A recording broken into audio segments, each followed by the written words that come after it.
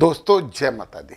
आज हम बात करने वाले हैं उत्तराभाद्र नक्षत्र की, जिसके चारों चरणों में होती है मीन राशि, और फरवरी माह का भविष्य कथन करेंगे हम सर्वतोभद्र चक्र के द्वारा 81 खानों की बहुत यूनिक कुंडली त्रिलोक दीपक के नाम से जाना जाता है। हमारे ऋषि मुनि इसी चक्र से फल कथन करते थे और इसमें होते हैं 5 पंचक: नक्षत्र, स्वर, अक्षर, राशि और तिथि।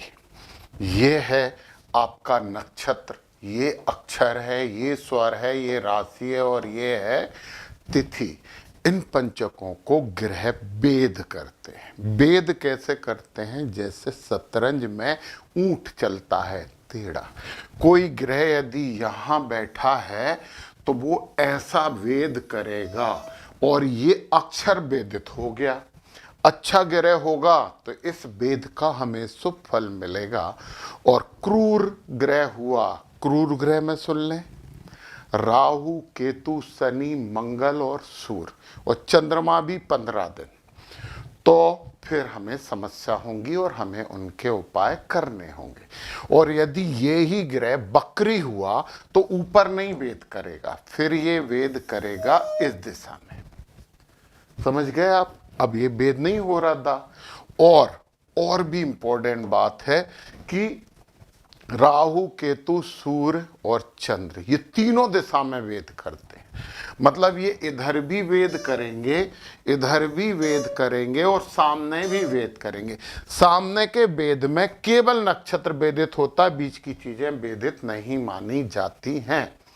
चंद्रमा का वेद हमने नहीं लिया है, हर दिन में नक्षत्र बदल लेता है, इसके बारे में बाद में चर्चा हम जरूर करेंगे। परंतु अब यहाँ पे आपका उत्तराभाद्र नक्षत्र है। ओम अहिर्बुधन्याय नमः का आपको जप करते रहना चाहिए, एक माला तो रोज करना चाहिए। गरुड़ का फोटो लगाओ, नीम के पेड़ की पूजा करिए, आपके लिए शुभता होगी। फरवरी माह में जो सभी ग्रह हैं इन नक्षत्रों में बैठे हैं, जो मैंने यहाँ पे लिख दिया है। और अब वेद हम समझते हैं और क्या प्रभाव हम पे पड़ेगा वो भी समझते हैं। यदि आपको सर्वतोभद्र चक्र, जो कि शेयर मार्केट और व्यापार के लिए बहुत उपयोगी है, पूरी तरीके से समझना है तो मेरा कोर्स मेरे ऐप पर है। लाइव क्लास थी, रिकॉर्डेड अवेलेबल है। नीचे डिस्क्रिप्शन में आप लिंक पे क्लिक करिए और वो कोर्स से आप सर्वतोभद्र चक्र समझ सकते हैं, कोटा, चंद्र कालानल, चंद्र श्रृंगोन्नति और नवतारा और पूरे नक्षत्र समझ सकते हैं। चलिए अभी हम बात करते हैं। तो सबसे पहले हम जिस ग्रह की बात करते हैं वो ग्रह है राहु। और राहु महाराज कहाँ बैठे हैं? राहु अभी बैठे हैं शतभिषा नक्षत्र में। हमने राहु को यहाँ बिठा दिया, और राहु को यहाँ बिठा दिया तो एक वेद होगा, आपकी राशि को वेद कर दिया, आपके स्वर को वेद कर दिया, एक वेद इधर होगा और ये होगा। और राहु पूरे फरवरी माह में यहीं बैठे हुए हैं। राशि को वेद करते हैं तो विघ्न देते हैं, और स्वर को वेद करते हैं तो छोटी मोटी बीमारियां दे सकते हैं। इनसे बचने के लिए जगत जननी जगदम्बा का बीज मंत्र ओम ऐम ह्रीम क्लीम चामुंडाई बिच्चे, इसकी एक माला आपको रोज करनी चाहिए। माता सरस्वती की पूजन करें। राहु भ्रमित करता है, उस भ्रम से आपको निजात मिलेगी, मुक्ति मिलेगी। चलिए, राहु ने वेद तो कर दिया है, अब हम बात करते हैं केतु महाराज की। केतु है इस समय पूर्वा फाल्गुनी नक्षत्र में। यहाँ पे केतु हमने बिठाए, एक वेद इधर हो गया, दूसरा वेद केतु महाराज का इधर हो गया, और तीसरा वेद इधर हो गया। मतलब केतु आपको वेद नहीं कर रहा है। जब क्रूर ग्रह, केतु को भी बहुत क्रूर माना जाता है सर्वतोभद्र चक्र में, जब कोई क्रूर ग्रह वेद नहीं करता तो ये खुशखबरी होती है, केतु आपके पक्ष में है, धार्मिकता से लाभ मिलेगा और धर्म के मामले में अनस्टेबिलिटी नहीं होगी, क्योंकि केतु धार्मिक हैं परंतु दिमाग में अजीब से विचार उत्पन्न करवाते हैं। वैसा नहीं होगा, आप अपने उद्देश्य के प्रति समर्पित रहेंगे तो केतु आपके पक्ष में हैं। चलिए अब हम शनि महाराज की बात कर लेते हैं। और शनि महाराज बैठे हैं उत्तरा भाद्रपद नक्षत्र में। उत्तरा भाद्रपदा भी बोलते हैं। तो शनि महाराज तो यहीं बैठ गए। अब आप बोलोगे आपके नक्षत्र में शनि बैठ गए तो क्या समस्या है, क्योंकि शनि तो बहुत क्रूर माने जाते हैं। नहीं, सर्वतोभद्र में यदि नक्षत्र में कोई ग्रह बैठता है तो उसका प्रभाव नहीं माना जाता, ये जन्म नक्षत्र में है, ऐसा कहा गया है। तो शनि महाराज एक ही दिशा में वेद करते हैं और शनि महाराज आपके पंचकों में से किसी को भी वेधित नहीं कर रहे हैं।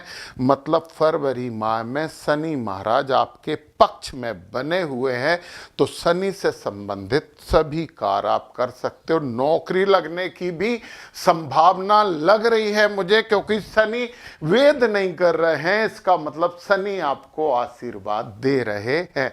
चलिए शनि के बाद अब सूर्य महाराज की बात करें। वो भी 3 दिशाओं में वेद करते हैं, तो सूर्य महाराज की बात कर लेते हैं। तो सूर्य बैठे हैं श्रवण में, 6 से धनिष्ठा में, 19 से सद्विषा में।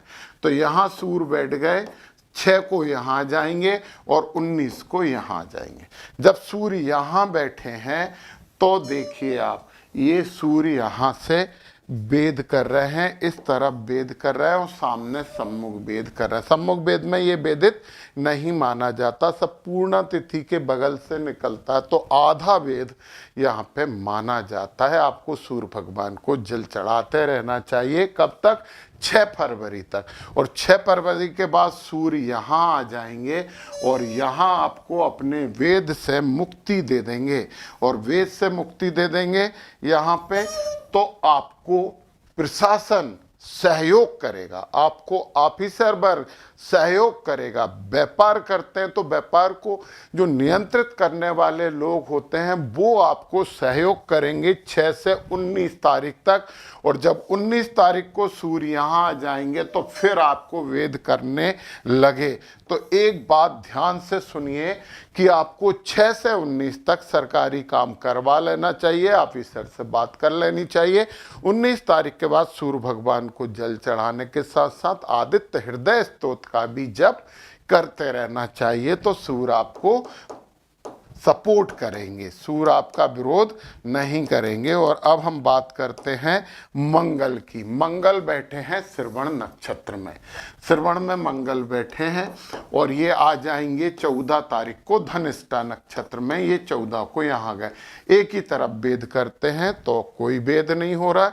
और धनिष्ठा में भी आने के बाद मंगल आपको वेदित नहीं कर रहे हैं। मतलब मंगल यानी कि ऊर्जा, एग्रेशन, ठेकेदारी, आईटी से रिलेटेड कार्य, भूमि से संबंधित कार्य, आपको सब लाभ देने वाले हैं फरवरी माह में। समझ लीजिए, ओम हनुमताय रामदूताय नमः का जप करो, क्योंकि मंगल आशीर्वाद दे रहे हैं तो और आशीर्वाद हम ले लेते हैं। तो मंगल आपके पक्ष में है और मंगल तो मंगल ही करेंगे। चलिए मंगल के बाद अब हम शुभ ग्रहों पे आ जाते हैं। इनका वेद हमारे लिए बहुत फायदेमंद होता है। और शुभ ग्रह के वेद में सबसे पहले हम बात करते हैं गुरु महाराज का वेद। पुनर्वसु नक्षत्र में बैठे हैं गुरु महाराज और बकरी चल रहे हैं, तो इधर वेदित नहीं करेंगे, इस दिशा में ये वेदित करेंगे। और गुरु महाराज आपके अक्षर को वेद रहे हैं, ये आशीर्वाद है। गुरु आपके साथ हैं, गुरु आपको प्रोटेक्ट कर रहे हैं, गुरु आपके पक्ष में है। तो ये तो बहुत बड़ी खुशखबरी है आपके लिए कि फरवरी माह में गुरु आपको सपोर्ट कर रहे हैं। और गुरु जब सपोर्ट करते हैं तो आकाश तत्व है, सभी तत्वों को संभाल लेते हैं, राहु को भी संभाल ही लेंगे ये गुरु। तो गुरु महाराज आपके पक्ष में है, तो एक बार फिर से बधाई स्वीकार करिए। फिर इसके बाद हम बुध महाराज की बात करते हैं। बुध व्यापार में वृद्धि करते हैं, अच्छे निर्णय दिलवाते हैं। बुध का वेद तो बुध है धनिष्ठा में, बुध यहाँ है और फिर आ जाएंगे सदविषा में 7 तारीख को, और फिर आ जाएंगे पूर्वा भाद्रपद में 15 तारीख को, 26 से बकरी हो जाएंगे। अभी बुध की बात करते हैं तो 7 तारीख तक बुध का आशीर्वाद आपको नहीं मिल रहा है, अपने निर्णय किसी से सलाह लेकर लें। परंतु जैसे ही सदविषा में 7 को आएंगे और इन्होंने भेद किया, और इन्होंने भेद किया मतलब ये आपके पक्ष में हो गए, इन्होंने राशि को वेद किया, सुख देने वाले हैं, इन्होंने आपके स्वर को वेद किया, सौभाग्य जगाने वाले हैं। अच्छे निर्णय ले लीजिए इस समय, ये निर्णय दूरगामी लाभ देने वाले हैं। अब फिर इसके बाद 15 को भी आ गए, तब भी ये वेद कर रहे हैं, मतलब आपको 15 तारीख और फिर 26 से बकरी हो जाएंगे, तो 26 से बकरी होंगे तो ऊपर वेद नहीं करेंगे, फिर नीचे करेंगे। मतलब पूरे फरवरी माह में 7 से लेके 26 तारीख तक बुध आपको सपोर्ट कर रहे हैं, खुश हो जाइए। चलिए, बुध के बाद फिर हम शुक्र महाराज की बात करें, और सर्वतोभद्र चक्र में शुक्र महाराज को लक्ष्मी प्रदाता ग्रह माना गया है। तो हम शुक्र की बात करते हैं। शुक्र हैं धनिष्ठा नक्षत्र में 11 से सदविषा में, पूर्वा भाद्रपद में 22 से। तो यहाँ हैं शुक्र, फिर 11 से यहाँ आ गए और 22 को यहाँ आ गए। जब यहाँ बैठे हैं तो शुक्र आपको आशीर्वाद नहीं दे रहा है, क्योंकि आपके किसी भी पंचक का ये वेद नहीं कर रहा है। परंतु जैसे ही 11 तारीख को सदविषा नक्षत्र में आएंगे तो फिर आपको धन देने का काम करेंगे, आनंद देने का काम करेंगे।